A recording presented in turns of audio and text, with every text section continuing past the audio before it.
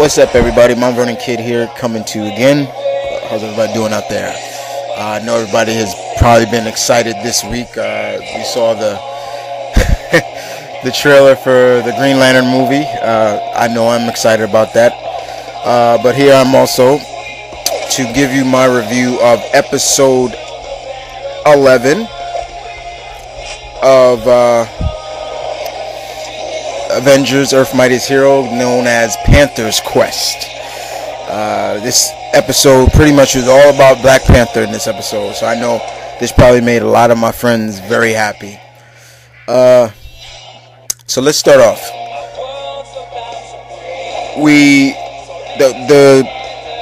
The show opens up on them reviewing footage of what happened. We saw Baron Zemo about to go in what it seems like a finishing kill for Captain America. His shield comes out of nowhere. Pause. They show Black Panther up there. They're amazed that he's able to get by Jarvis's defenses. They start to see that he's his suit pretty much keeping true to his suit is radiating with vibranium, so it keeps him from being detected. Next you know, Panther comes into the mansion and comes on the mansion grounds, and he has at it with the Avengers. So he has at it with Avengers, and he's pretty much handling his own. You know, he takes out Tony 1, 2, 3. Wasp tries to hit him with her stinger blast, and it's not doing any effect to him. Seems like the vibranium is keeping it at bay. Steve throws his shield, he ducks it, and the shield comes right back to Steve, and the look on Steve's face was like, whoa, okay, this guy's no joke. So Ant-Man starts figuring out, okay, this guy's using some kind of vibranium or something, so he turns into Giant Man and tries to grab Panther, and even when I was watching, I said, that's a bad move, Hank. So all Panther did was hit him, even in his giant form, in pressure points all over the body. Now, the bigger you are, the more damaging your pressure points are. And he was hitting him in every pressure point. Boom, boom, boom, boom. And Hank went down. Even before that, Hank even tried to have a swarm of ants, but it didn't work. Eventually, Panther said enough, and he explains to him what's going on. Hank knew who he was. He said Prince T'Challa. At first, he wasn't king at this time, so T'Challa asks for the Avengers' help. He tells him, explains to him that his country is taken over is under new rule by Man-Ape, one of Panther's villains, and he doesn't like it. He tells him that the old ways are wrong. You know, he thinks it's time for a new age of Wakandan rule. You know, and we also get to see that, there's kind of animosity, or like whose tech is better between Tony and T'Challa. Wasp is in the conference room. Yeah, look, why do you need our help when you're able to wipe the floor with all of us? And technically, here's Tony. Well, technically, I wasn't going hardcore on him. I was holding back. And so, next you know, Tony is explaining to T'Challa, you break into our place and you want us to help you, all this. Oh, I think it was Steve that said that.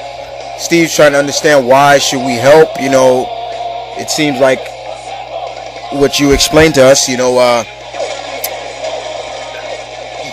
Man-Ape won fairly. He won the rule fairly, but, T'Challa saying no, he didn't. He knows something was wrong.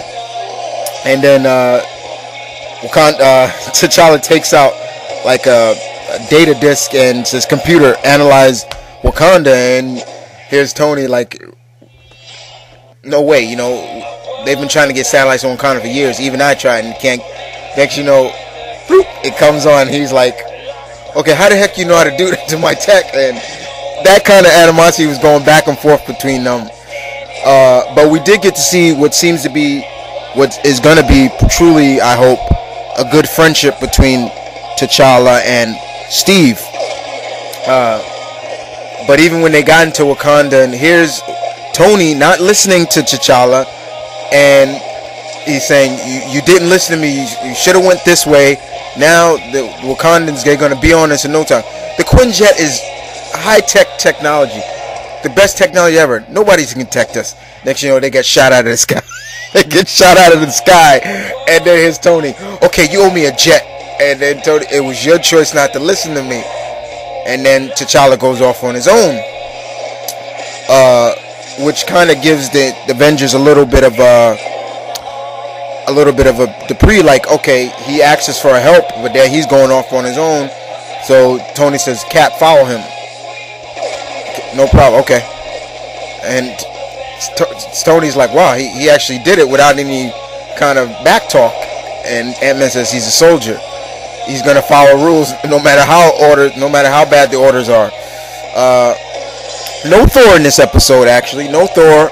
I think that he was mentioned in this, but I think it was good not to have Thor in this episode, because it would have taken away from kind of like, okay, if Thor's in this, he could just wipe the floor with the Wakandans. You know what I'm saying? So it was good to see that. We get into Wakanda, and the rest of the Avengers have taken out the Wakandan guards, and Tony's like, "Wow, that was a little harder than I thought it would be." Ant-Man analyzes their spears. They see there's tech, Wakandan tech, you know, and they also show like Claw, and they also use continuity throughout the whole series from the micro episodes that Ant-Man has met Ulysses Claw before. And from there, you know, we go into T'Challa battling Manape. But the guards come on, which were great to see that they were female guards, take on T'Challa for a while. It was just a great episode. We also got to see that Hydra was involved. They wanted some of the vibranium. Ulysses Claw was wearing his sound arm at the time. He wasn't in his full makeover that we've known what he looks like in the comics. Unfortunately, we saw the Grim Reaper as well. And from there, you know, there was a battle inside the Vibranium Mountain, and Ant-Man's telling everybody, you know, stop shooting because.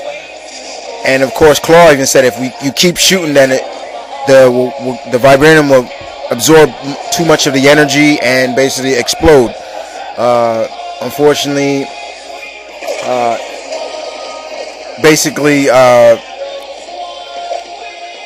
Grim Reaper actually double-crossed Claw, and Claw got absorbed into the vibranium and became this energy being.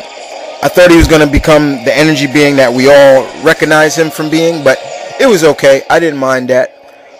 Back to the fight between T'Challa and Manape. It seems like the guards are going to finish T'Challa off. Here comes Cap saying, "Okay, you said you'll handle Manape. You didn't say anybody else. Anybody else is open season." So Cap takes on the two female guards while Black Panther goes to work on Manape. And let me just say, he put it on Manape throughout the whole fight until Manape basically cheated. Okay, but he put it on Manape.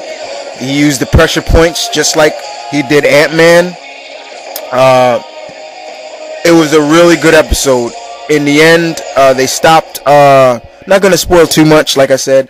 In the end, they defeated. Manek was defeated. T'Challa was crowned the real true king of Wakanda. T'Challa says Wakanda will enter in a new era where they're not outside of the world. They're not in the dark anymore. The world needs to know about us. Outsiders are not forbidden. And also he says, I'm going to join the Avengers. Tony says, why should we trust you now when, yada, yada, yada, basically. And he says, I will earn your trust. And they shake hands, and we go to the cube, where, if you remember in the micro episodes, the gamma radiated villains like Abomination, Zorbing Man, Radioactive Man, and of course the leader did not leave the cube. They stayed there and said they're going to take over, and that's pretty much what they did. The Gamma Hulkbuster unit goes in, and what we see is a big hand come out and take one of the soldiers, which basically is Abomination that did it. And which leads into basically what is going to be the 2-part episode next to 26, Gamma World, which pretty much we know the Hulk will probably return in that 2-parter. That'll be episode 12 and 13. But going back to T'Challa, on the other hand, it was great to see him. This is how they should have done. They could do a Black Panther cartoon or whatever, how the cartoon should have went.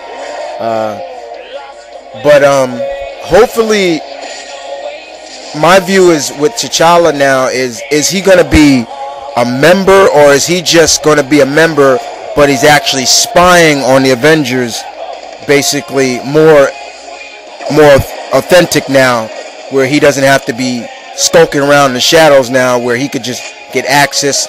He starts knowing about their powers, everything like that, their weaknesses, and use that, because that's how he was in the comics. At first, when he joined the Avengers, he only joined the Avengers to analyze the Avengers' weaknesses and strengths, to just in case the Avengers decided to attack Wakanda, they'll be ready for them. But I don't think they might do that. Hopefully they don't. They keep him as a regular member. And it's going to be great to see him. Now, I know everybody's still waiting on when's Hawkeye going to join. And hopefully, remember, you got to remember, Hawkeye is a fugitive in this. He's a fugitive from S.H.I.E.L.D. He's considered a traitor. But we know he will join Avengers basically to clear his name and show that the Black Widow is actually a double agent. So, no worries about Hawkeye, people. I'm looking forward to seeing Clint as well. But overall, this was a good episode. I really enjoyed it. I will give this episode, I'll give it a 9, actually, this time around. I usually give everybody, all the past episode, 8.58. I'll give this one a 9 because this really shined off on Black Panther. They really made Black Panther shine in this episode, and I loved it. But you guys tell me what you thought about this episode. Can't wait to see Gamma World, the 2-part episode next week. This is Mumford and Kid once again saying peace. Stay tuned, keep it real. I'm out.